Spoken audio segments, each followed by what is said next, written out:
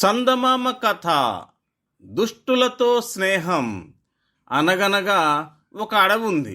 ఆ అడవిలో ఒక నది ఉంది. ఆ నదీ తీరాన కూర్చొని ఒక నక్క భోరు భోరుమని ఏడుస్తోంది.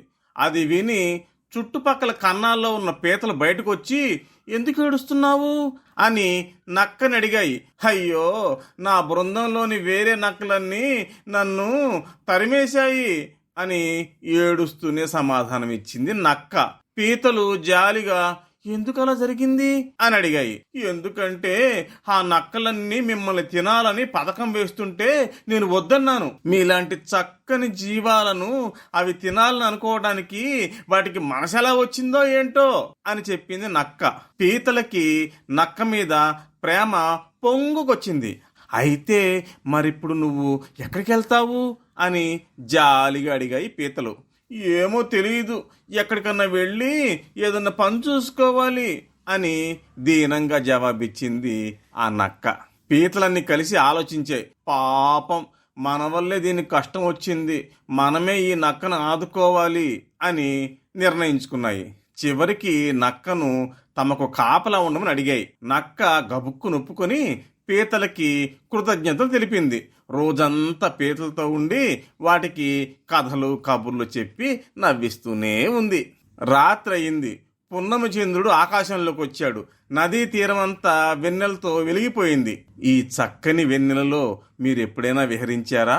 చాలా బాగుంటుంది అని నక్క పీతలతో అన్నది. మాకు భయం కదా, అందుకు రాత్రి వేళల్లో మేము మా బొరియలు దాటి బయటికి ఎక్కువ దూరం రాము అని పీతలు నక్కకి చెప్పాయి. ఇప్పుడు నేను మీకు రక్షణగా ఉన్నా కదా, ఇక మీకు భయం అక్కర్లేదు. నేను మిమ్మల్ని అలా అలా అలా విహారయాత్రకు తీసుకెళ్తాను అంది నక్క. నక్కని నమ్మిన పీతలు నక్క వెంట బయలుదేరాయి. కొంత దూరం వెళ్ళాక నక్క ఊళ పెట్టడం మొదలుపెట్టింది. పీతలన్నీ ఆశ్చర్యంగా ఏమైందా అని చూస్తుండగా హఠాత్తుగా అడవిలోంచి చాలా నక్కలు బయటకు వచ్చి పీతల మీద పడ్డాయి. పీతలు బెదిరిపోయి అటు ఇటు పరిగెత్తడం మొదలుపెట్టాయి. కానీ నక్కలు చాలా పీతలను దిగమింగేశాయి.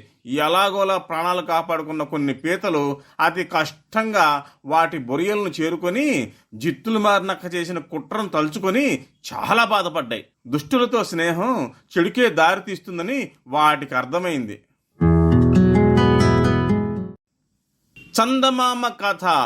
కుందేలుకి నక్క సాయం.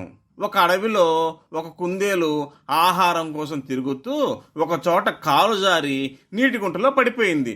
ఆ గుంటలోని నీరు అది మునిగిపోయేంత లోతుగా లేదు.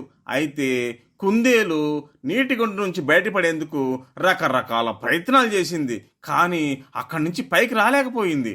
ఇక నా చావు ఈ నీటి గుంటలోనే అనుకుంటూ కుందేలు విచారపడుతున్న సమయంలో అట్టగా వచ్చిన 2 కుందేళ్లు, ఒక కోతి దాన్ని బయటికి లాగేందుకు ప్రయత్నించాయి. కానీ వాళ్ళెంత శ్రమించినా కుందేల్ని గుంటలోంచి పైకి తీయలేకపోయాయి. అప్పుడు కుందేలు, మీ ప్రయత్నమంతా వృధా, ఇక మీ దారిని మీరు పొండి. నా కోసం మీరిక్కడే ఉన్నారంటే ఏ క్రూర జంతువు వల్ల మీ ప్రాణాలకే ప్రమాదం రావచ్చు అన్నది గుంటలో ఉన్న కుందేలు. దాంతో మిగతా కుందేళ్లు, కోతి దాని దుస్థితికి విచారపడుతూ అక్కడి నుంచి వెళ్ళిపోయాయి. కొంత సమయం తర్వాత గుంటలో ఉన్న కుందేలు తన స్నేహితులైన కుందేళ్లను, కోతిని కలుసుకుంది.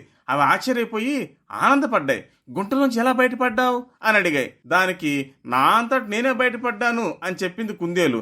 అదేంటి, మేము ఎంత సాయపడినా గుంట నుంచి బయటకు రాలేదనివి, నీ అంతటి నువ్వు ఎలా బయటికి రాగలిగావు అని అడిగాయి. నక్క చేసిన సాయం వల్లే గుంటలోంచి బయటపడ్డాను అని చెప్పింది కుందేలు. నువ్వు నక్కకి దొరికితే నక్క నిన్ను నవిలి మింగేస్తుంది, అలాంటి నక్క నీకు సాయం చేస్తుందా అని అడిగాయి స్నేహితులు.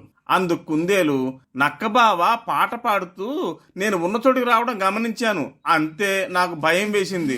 ఆ భయంతో ఒక్క ఎగురు ఎగిరి గుంట నుంచి బయటపడ్డాను అని చెప్పింది. ఆ మాట విని కుందేళ్లు కిలకిలమని నవ్వితే కోతి కిచకిచమంటూ నవ్వింది.